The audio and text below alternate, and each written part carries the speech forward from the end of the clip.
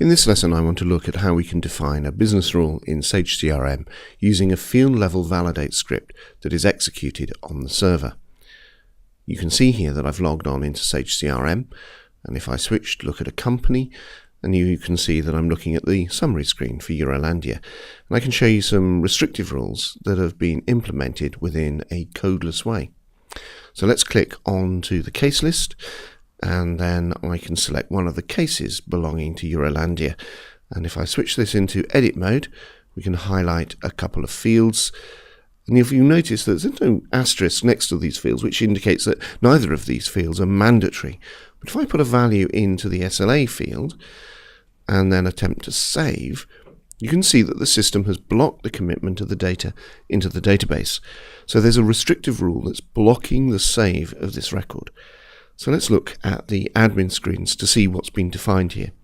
So I can go into customization, and then cases, and then into the screens, and then down into the case details screen. And if I click on the case severity field, we can see that a validate rule has been defined. Now, restrictive rules, ones which block certain behaviors, are most likely to be implemented as validate rules within screens. It's not the only way, but it is the main way.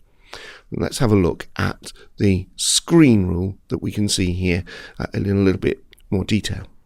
So you can see here that it's been written on the case SLA severity field.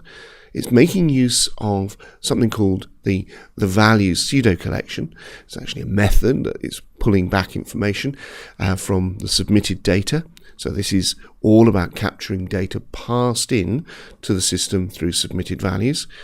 And you can see here that what we're able to do is see the submitted value of the case SLA ID field, and we're checking to see whether it is empty. We're also seeing what the value of the case severity field is. So let's see if it's not empty. Case SLA ID field is not empty, and we have an empty SLA severity field.